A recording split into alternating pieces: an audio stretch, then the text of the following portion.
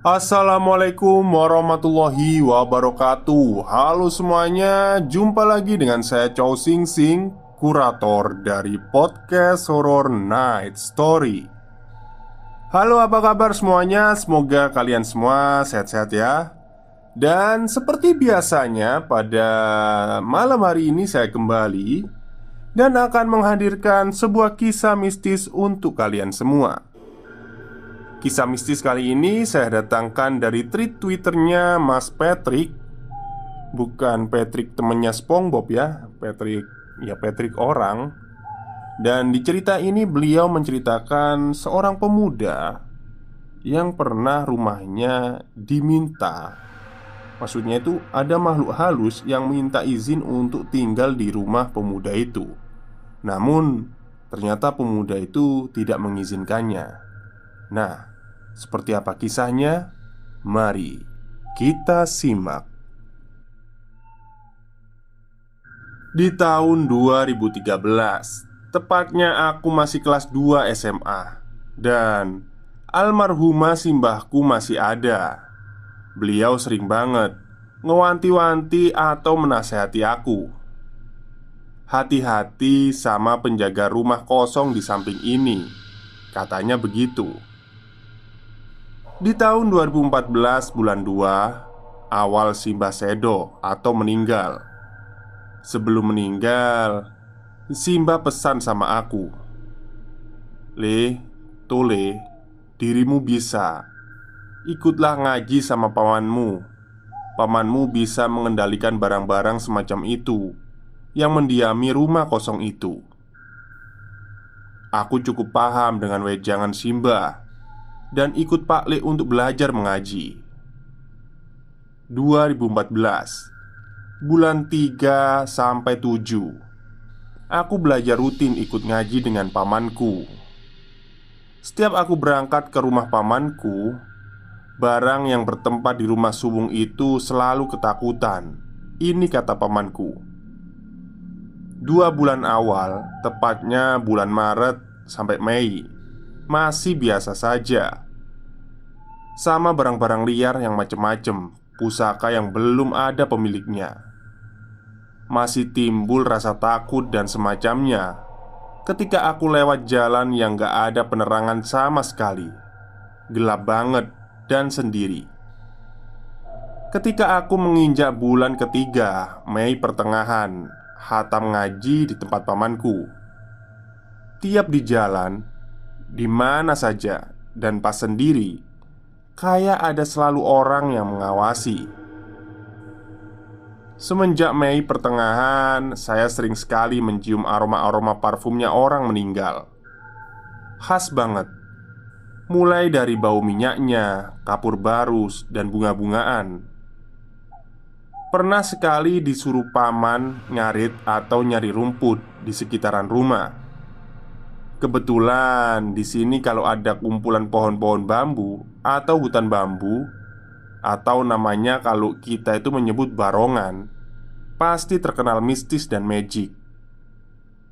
Sampai sekarang masih ada juru kunci yang katanya dia memegang kendali atas kejadian-kejadian janggal di daerah rumahku.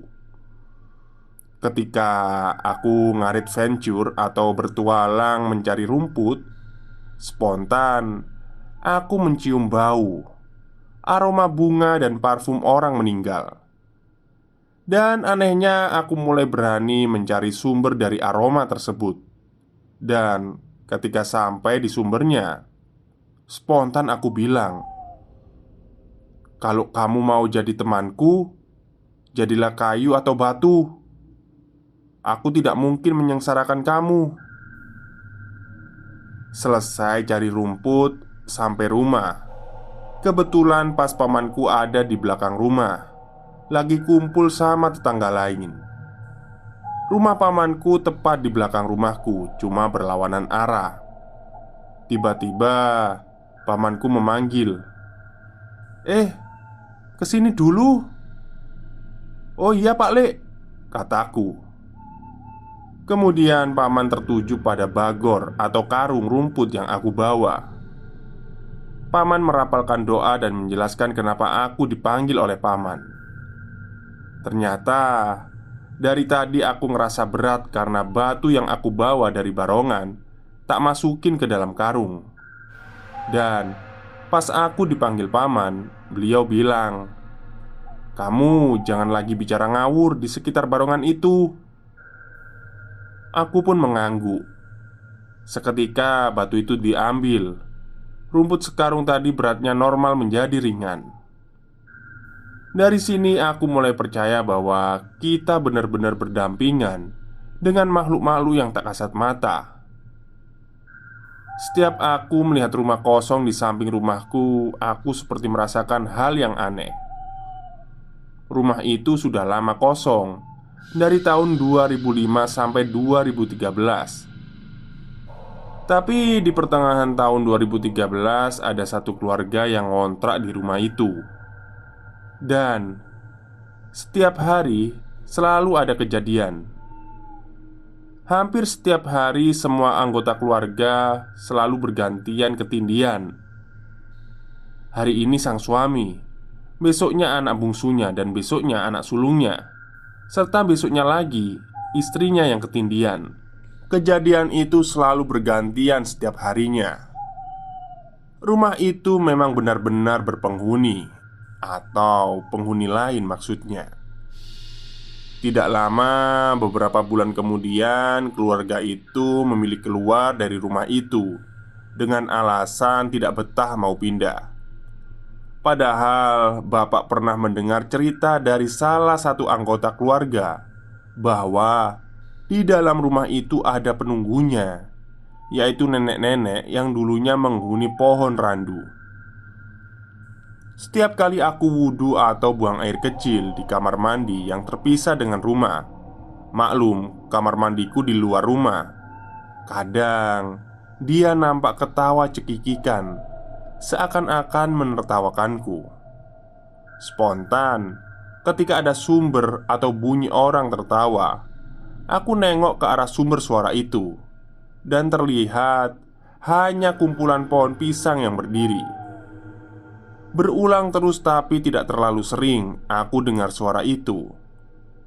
Tapi mau dikata apa, sedikit rasa merinding pasti ada, dan itu manusiawi. Setelah kejadian tersebut, selang beberapa hari, aku sowan atau berkunjung di tempat pamanku.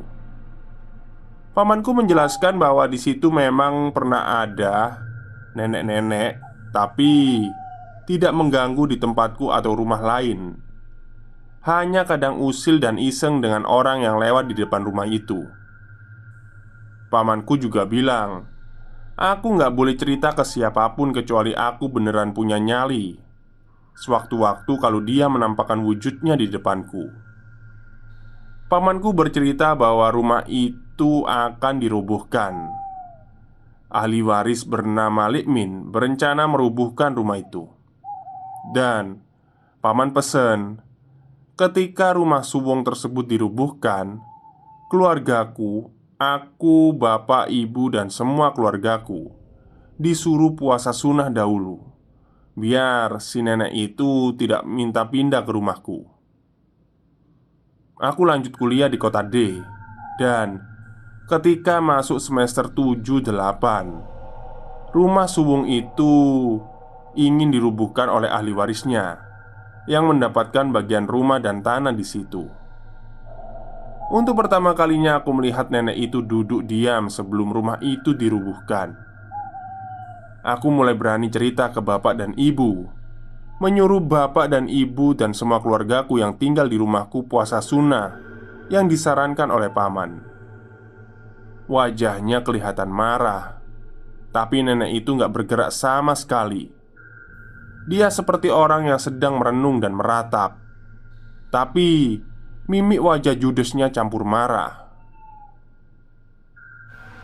Aku peka dengan hal-hal seperti itu mungkin ketika semester 1-2, tepatnya setelah khatam ngaji sama temanku, maksudnya pamanku. Ketika hari H dirubuhkan, jadwal berubah. Yang rencananya pagi hari jadi siang, di mana nenek tersebut masih berbaring di suatu sepetak kamar. Pertama, membongkar genteng. Dan rumah itu cukup tua, rumah joglo, rumah lama, rumah adat Jawa. Kemudian penurunan kayu satu persatu, semuanya lancar. Ketika menuju sepeta yang terdapat nenek tersebut berbaring, seketika kayu di samping terasa berat banget. Di luar nalar, kenapa bisa sesusah itu? Karena rumahnya tergolong terbuat dari kayu dan anyaman bambu. Akhirnya aku disuruh panggil pamanku. Dan ketika kayu tersebut dipegang paman, kayak ada suara jeritan keras dan sangat keras. Dan anehnya yang gak denger suara itu cuma Lekmin. Lekmin tiba-tiba tumpang, ngomong ngelantur. Ketika diajak ngobrol, Lekmin mulai ngawur dan culametan. Jawab omongan dari lawan bicara pun gak ada sopan-sopannya. Dan ternyata Lekmin kesurupan nenek tersebut. Dan ini kejadian aku alami baru dan diajari paman dengan berinteraksi sama hal mistis. Paman pun menanyakan maksudnya apa dan maunya apa. Seketika Lekmin ngomong, "Aku sisakno panggon nang kene," atau "Aku sisakan tempat di sini. Aku sudah enak di sini." Ternyata usul punya usul. Kayu yang dipakai untuk atap rumah itu dulunya adalah kayu yang motong di area makam nenek itu. Dan ternyata nenek tersebut merupakan salah satu masyarakat desa yang dulunya merupakan dukun sakti. Kata Lekmin begitu pas kesurupan. Untung saja cuma ngomong itu, nggak ngomong yang lain. Dalam waktu 8-10 menit, Lekmin pun sadar badannya lemes pucat.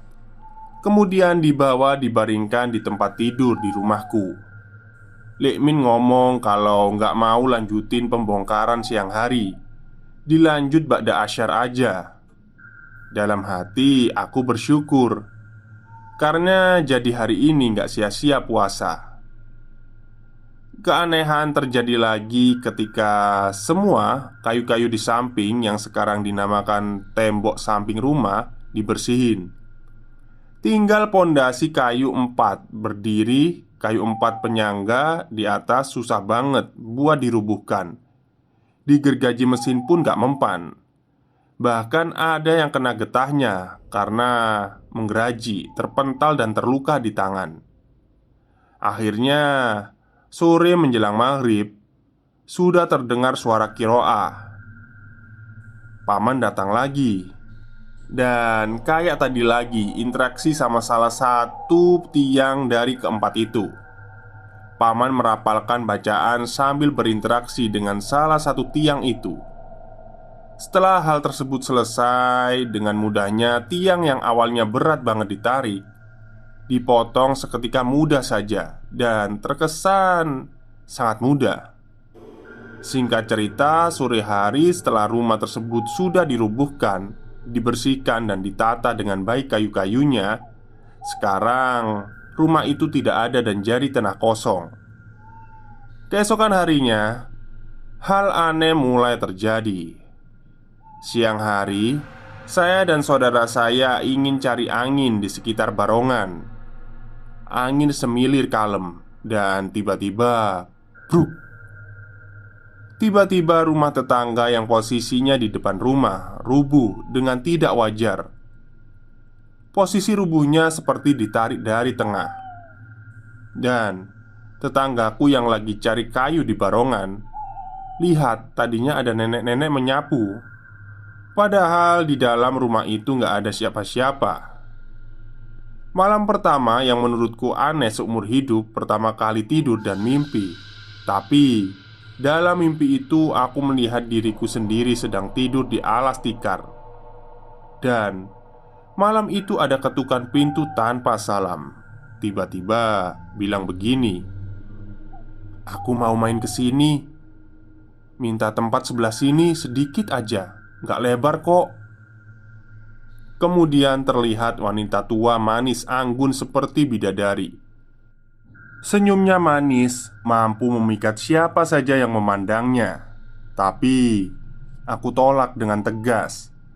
Aku katakan tidak. Dan seketika wajah yang tadinya cantik berubah jadi keriput seperti nenek-nenek yang nunggu rumah suwung itu. Dan beliau maksa buat tinggal di rumahku dan menarik-narik tanganku. Spontan aku mengamalkan apa yang pernah aku pelajari selama ini. Dan efeknya, nenek itu gak jadi masuk. Aku ucapkan syukur alhamdulillah. Aku dari malam pertama kurang lebih 1 bulan 28 hari tindihan terus. Katanya ada barang atau setan yang sedang duduk di atas diri kita. Dan mimpinya cuma itu-itu aja. Aku capek dengan semua ini. 1 bulan 28 hari. Akhirnya aku sowan, berkunjung ke rumah paman, cerita semuanya. Dan memang benar, yang datang itu adalah penunggu rumah suwung. Dan dia pengen banget tinggal di rumahku. 1 bulan 29 hari. Dia berubah wujud, mirip almarhum simbahku yang sudah meninggal. Dan dia bilang begini padaku, "Kesini leh toleh, simbah kangen. Sini, simbah peluk."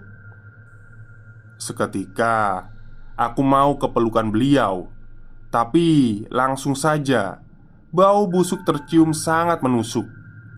Dan seketika saya mengucapkan istighfar. Simbah itu berubah menjadi nenek itu. Maksudnya? Oh, maksudnya simbahnya itu berubah jadi nenek-nenek itu lagi gitu ya. Kejadian itu aku rasakan sama dengan sebelumnya. Aku merasa keluar dari tubuhku. Dan aku bisa melihat diriku sendiri sedang tidur terbaring. Mungkin namanya Raga Sukmo. Sampai detik ini, nenek penunggu rumah itu ikut pindah ke pohon besar yang tumbuh di tengah-tengah barongan, yang angkernya bukan main dan terkenal di desa ini. Semenjak saat itu saya mulai kepo dan penasaran dengan dunia mereka. Mulai dari kejadian yang tak masuk nalar yang ditunjukkan di titik rumah si A. Di situ terdapat makhluk yang bisa berubah wujud seperti siapa saja dan tanpa cacat sedikit pun. Aku melihat ada yang jaga di sekitar gang sebelum masuk ke arah barongan angker. Dan aku jamin itu bukanlah manusia. Seringkali aku tindihan. Aku selalu bisa melihat ada orang besar lagi duduk di kakiku. Aku merasa keluar dari tubuh dan melihat hal tersebut. Tapi aku gak bisa menyentuh wujud itu. Aku pun mengamati terus siapa wujud ini dan diutus siapa, serta suruhan siapa. Karena tidak mungkin wujud seperti ini datang setiap hari dengan sengaja. Dan ternyata yang sering datang ke mimpiku adalah tangan kanannya si penunggu atau nenek penunggu rumah suwung itu. Dia suruhan si nenek itu. Dia bisa merubah wujudnya menjadi siapa saja. Aku mulai waspada. Membedakan manusia dengan wujud seperti itu tidaklah mudah bagiku.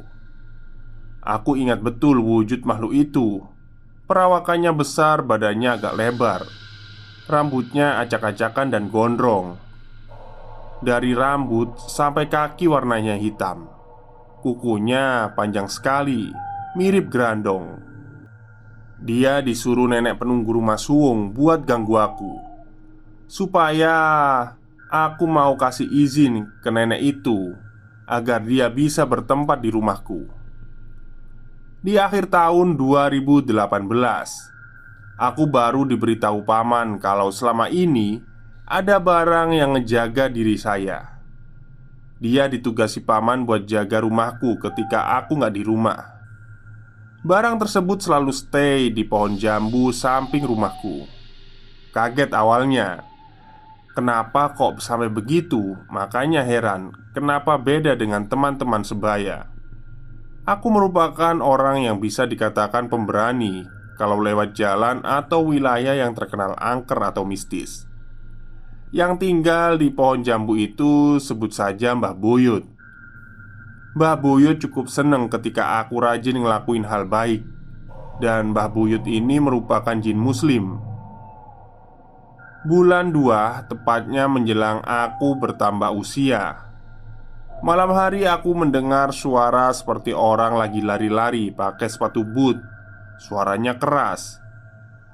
Kemudian terdengar ramai ada suara pedang saling beradu, seperti di film-film Angling Dharma adegan perang. Dan ada pula suara melengking, membuat kuping terasa tak nyaman. Aduh, ada apa sih sebenarnya?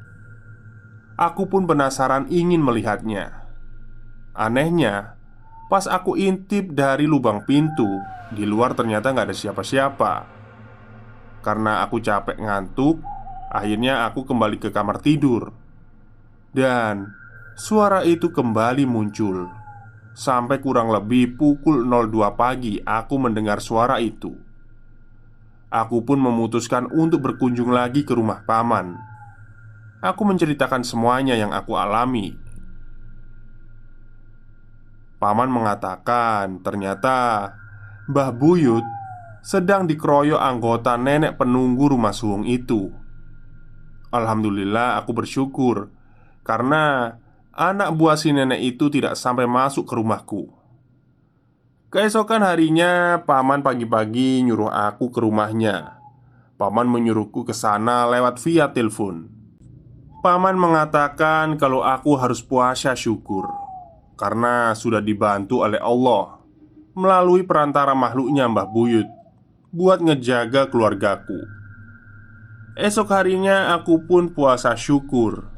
Puasanya sama seperti puasa Ramadan. Bedanya dalam buka puasa dan sahur hanya berjarak antara adzan maghrib ke isya. Kayak kita dulu pernah sedekat maghrib ke isya, sekarang menjadi isya ke maghrib. Curhat dikit lah.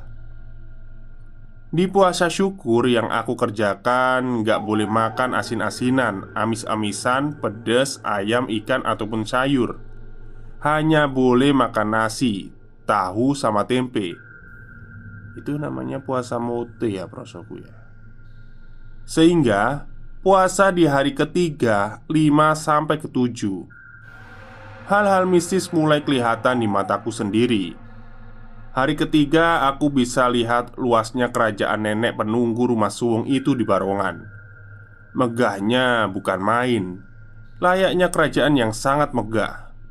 Banyak sekali buah-buahan dan terdapat aliran air kayak sumber mata air gitu. Di hari kelima nenek itu datang. Aku ditawari buat tinggal di kerajaan itu. Aku ditawari buat hidup berkecukupan. Minta apa aja keturutan, asal mau mengizinkan nenek itu masuk ke rumahku dan tinggal di rumahku. Di hari ketujuh, siang hari ada seekor burung yang berhenti di pohon rumahku. Burung tersebut seperti nggak bisa terbang. Dan dari siang menjelang maghrib, burung tersebut masih stay di pohon depan rumahku. Ternyata burung itu adalah anak buah dari nenek penunggu rumah suwung itu. Dari mimpiku yang didatangi nenek itu, si nenek di kerajaan lelembut itu menduduki ketua. Kenapa bisa menduduki posisi itu? Karena dulunya si nenek merupakan orang yang paling disegani di masyarakat dengan ilmu-ilmu kanuragannya. Setelah puasa terselesaikan sampai sekarang dan semoga saja seterusnya, si nenek gak akan lagi pernah mengganggu atau menampakkan dirinya, baik dari mimpi ataupun secara langsung. Aku sendiri ngerasa agak lega. Namun di sisi lain, ketika aku melewati gang dekat rumahku, di situ aura mistis selalu terasa. Seakan-akan aku selalu diawasi oleh seseorang. Ternyata yang duduk-duduk di area situ ternyata itu adalah anak buahnya si nenek-nenek itu. Sampai detik ini nggak tahu sih apa maksud dan tujuan anak buah si nenek itu bertempat di area itu. Intinya yang aku harapkan warga sekitar rumah aman-aman aja, sehat-sehat terus. Dan gak ada yang digangguin oleh wujud-wujud gituan, apalagi si nenek itu. Tapi, apa yang terjadi? Sangat membuatku merinding dan was-was. Ada hal aneh yang sangat mengganjal dalam diri ketika selesai melakukan puasa. Yang ada di pikiran adalah semoga gak terjadi hal-hal aneh di malam hari. Kebetulan akses dari jalan rumah lumayan sepi, karena di desa jam 9 malam warga sudah mulai menutup pintu rumah mereka. Malam pertama, ketiga sampai kelima setelah puasa biasa-biasa aja. Bahkan hal aneh tidak nampak ataupun terfikir di pikiranku. Malam setelah itu si nenek kembali berulah dengan teman-temannya. Aku nggak tahu namanya di bangsa mereka apaan. Ada yang bentuknya manusia, tapi dari ujung rambut sampai kaki hitam semua. Ada yang warnanya putih semua dan ada yang tinggi banget. Bahkan saking tingginya, yang kelihatan hanya tubuh dan kakinya. Kepalanya nggak kelihatan. Cuma yang aku herankan adanya mereka ini tujuannya apa? Aku yang saat itu sadar langsung bangun mencari sumber suara. Tapi aku tetap waspada. Aku takut dikageti soalnya. Bismillah. Pelan-pelan aku melangkahkan kaki lewat pintu belakang. Ada celah sedikit di mana tadi aku ngintipnya juga lewat pintu ini, karena ini bagian belakang rumah dapur. Anehnya pas aku ngintip, suara yang tadinya terngiang di telinga seketika menjadi pelan perlahan-lahan hilang. Tampaknya ada sepercik api mengelilingi mereka ini. Mungkin banaspati ditaruh semacam tempat dupa. Aku tadi fokus pada sepercik api itu. Aneh baunya. Karena umumnya dupa baunya wangi-wangian khas, tapi ini beda. Semacam ubi dibakar. Yang katanya orang-orang sini, penduduk asli sini, ketika kita mencium aroma itu tandanya ada barang atau wujud setan yang lagi pesta makan. Kurang lebih 10-15 menit aku ngintip-ngintip. Setelah tercium pekat aroma itu, seketika aku tutup hidung dan perlahan melangkah perlahan.